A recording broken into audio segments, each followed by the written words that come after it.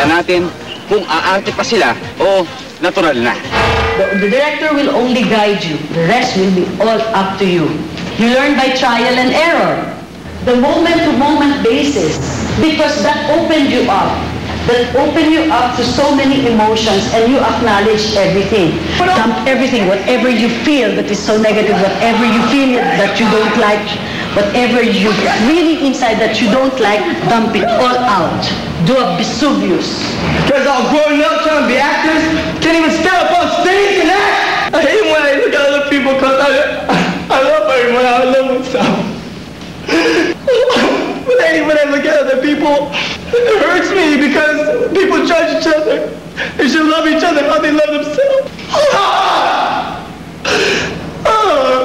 I always think with my heart, now my brain. Si Christian, ang barrier lang niya yung pag-i-English niya, di ba? Pero given the right time, makapag-aral yan, maano yung bata because he's intelligent eh. Nakukuha niya kung ano yung mga instructions, alam niya kung ano yung gagawin niya.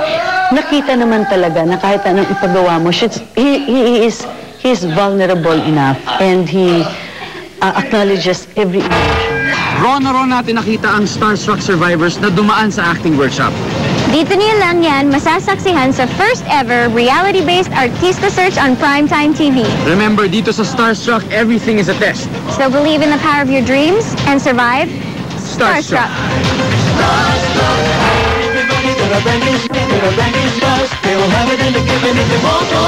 Senswell's Tony and Guy, Espana Towers, Dickies, Swatch, Dermstrata, Salon Isabel by Agatha, Samsung Electronics Philippines. Everyone's invited. Century Park Hotel, John Robert Powers International, Fitness International, Renew Placenta, Porcupine 7th on 6th, Details Trading 7th on 6th, Bobson, MKNY Footwear available at all leading department stores, Karima Don, Charms and Crystals by Joy Lim, Funk Chanel, Aristocrat Interior, unang hirit ng ating survivors sa acting week.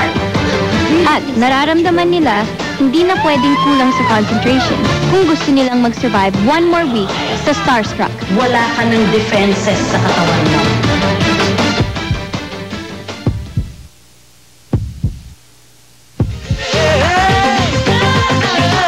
Dream. Believe. Survive. From among the hundreds who were called, 14 will emerge, 7 future heartthrobs, and 7 female teen idols. Survive. Starstruck. Come on everybody, there are ranking stars. They will have it and they're giving it, they won't go back. The dream, believe, survive. Starstruck. Dream, believe, survive. Yeah, hey. Dream, believe, survive. At sa huli, only 2 will survive.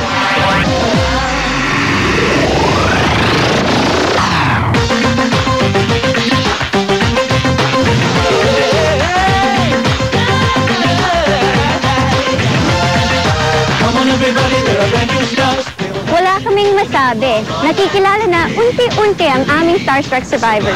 Sa paglabas nila sa mga mall tours at sa paggagawa ng aming mga tests, may nagsusulputan ng mga fans.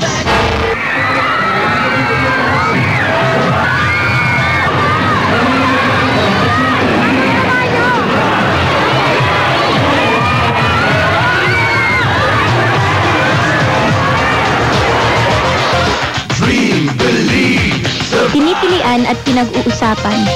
Si Athena! Athena! Mahal naman siya! Lady! Athena!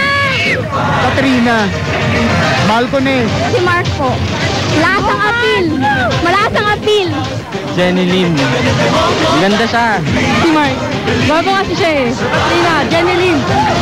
Ang ganda-ganda niya! Tyron! Ang gwapo niya!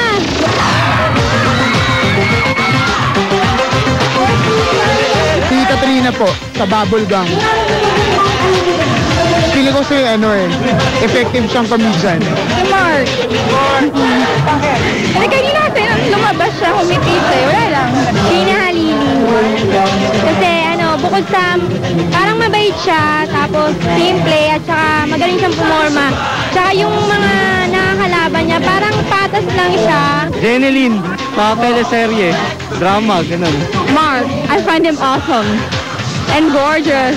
Sheena, yung maganda siya. Kasi Lahat sila ha ng stars na. doon ko siya gusto makita. Jeneline. Kasi bukod sa magaling kumanta, galing pa sa lahat. Total package. Jeneline Mercado po. Ang ganda-ganda niya! Kahit anong drama show o kaya sa clip. Siyempre naman, starstruck na starstruck. Love struck talaga. Si Mark. Kasi gwapo siya, tsaka magaling siyang sumayaw. Si Katrina kasi maganda siya, tsaka mukha talaga siyang artista. Nung una ko pala siya nakita, kaya gusto ko siya.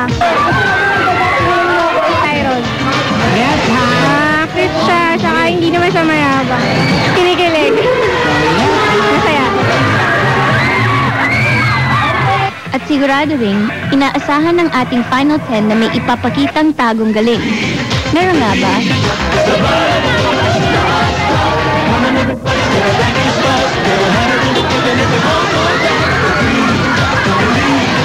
After ng workshop nila, meron nga bang ipapakita? Hindi mo gusto. Mates nga?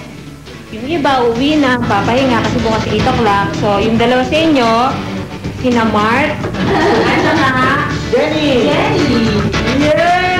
Palad na may iwan ngayon sa inyong panibagong pet. Nagulat ako, sabi nila na pupunta daw kami ng Bulacan. Ang ginawa ko, natulog na lang kami ni Mark dun sa van. Tapos pagkadating doon, higit na sa Bulacan, ginising na lang niya ako. Tapos yun. Yung pagdating namin sa venue, yung title pa lang ng Kakabakabak, bagay na dun sa venue. Tapos pagdating namin, binigay agad sa amin yung script. Siyempre, kahit nato kami, hindi ko pa pwede magreklamo.